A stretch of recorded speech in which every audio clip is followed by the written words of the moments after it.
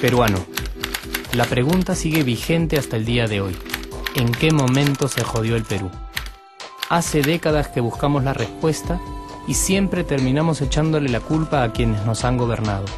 Es más fácil decir que nuestro Perú se hundió por la reforma agraria de Velasco, porque el arquitecto no le dio importancia al terrorismo, por culpa del primer gobierno de Alan y su tren cargado de inflación e inoperancia económica, por culpa del autogolpe, los Vladivideos y la corrupción en el gobierno Fujimori, por culpa de los whiskies y la hora cabana, por culpa de la mayoría de la clase política que gobernó y gobierna el Perú y que sigue viviendo en el escándalo y en la corrupción.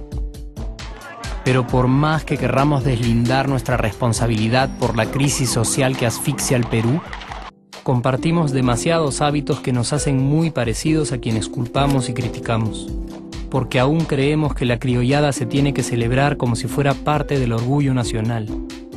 Somos vivos y por eso compramos facturas para pagar menos impuestos.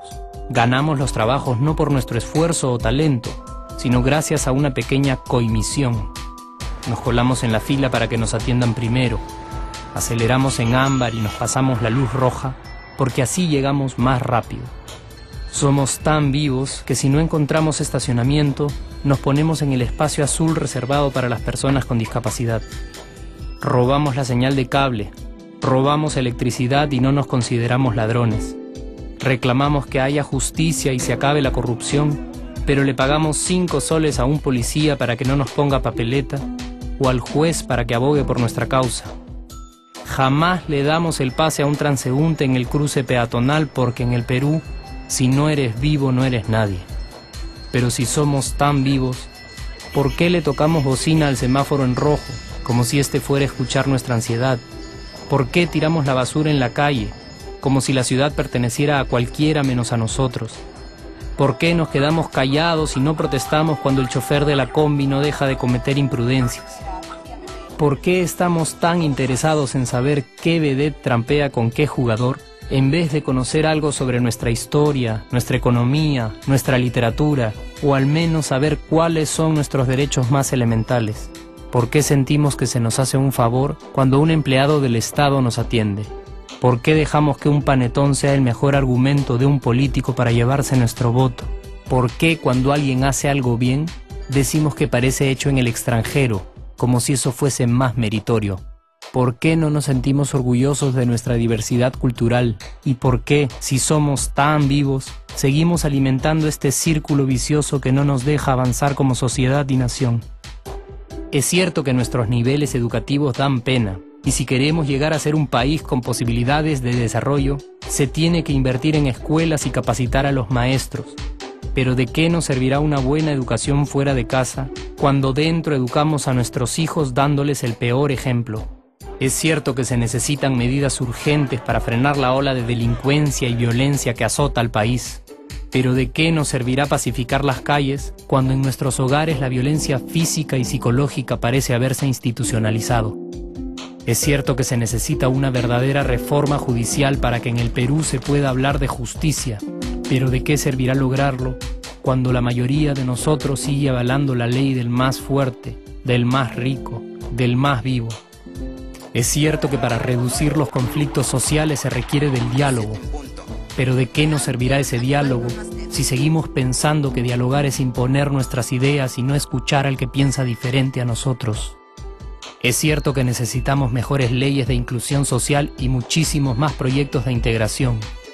Pero ¿de qué nos servirán estas leyes y proyectos si hasta el día de hoy la publicidad peruana define nuestros estratos socioeconómicos por el color de la piel y a nadie le parece raro? Si hasta el día de hoy seguimos avergonzándonos de nuestras diferencias o sintiéndonos superiores por estas mismas diferencias.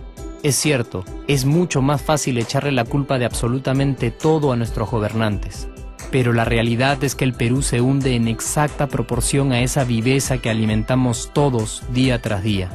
Sí, somos nosotros la materia prima con la que se hace este país, y si no corregimos nuestros hábitos, Si nuestra materia prima sigue adulterada, cualquier producto que hagamos también saldrá adulterado. Y por más logros que obtengamos en nuestra economía, en los deportes, en las artes, en nuestra cocina, por más orgullosos que nos sintamos de nuestros representantes, de nuestra historia, de nuestras maravillas o de nuestra creatividad, si no cambiamos estos hábitos, seguiremos preguntándonos ¿en qué momento se jodió el Perú?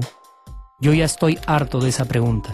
Estoy harto de ver cómo un país con tantas posibilidades y oportunidades, con tantas riquezas naturales y con tanta historia, tenga que seguir viviendo en el subdesarrollo solo porque no nos creemos capaces de vivir de otra manera.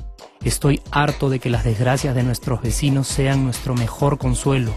Harto de que el sí se puede sea solo una frasecita hecha para un partido de fútbol y que no podamos aplicarla en nuestra vida. Aunque te cueste creerlo, sí podemos. Claro que podemos, pero depende de que tú y yo comencemos a trabajar en ello de una vez por todas, porque la transformación del país hacia una nación desarrollada ya no está solo en cancha de los políticos o de los poderosos, y no está en el terreno de los milagros. La transformación del Perú está en la capacidad que tengamos de hacernos responsables de nuestros actos y de rebelarnos contra nuestra viveza. La transformación del Perú está en ti y está en mí. Está en todas nuestras organizaciones y en la posibilidad de trabajar juntos con verdadera responsabilidad social. ¿Qué pasaría si cambiamos la pregunta? Si por ejemplo ahora te pregunto, ¿en qué momento se arregló el Perú? ¿Qué me dirías?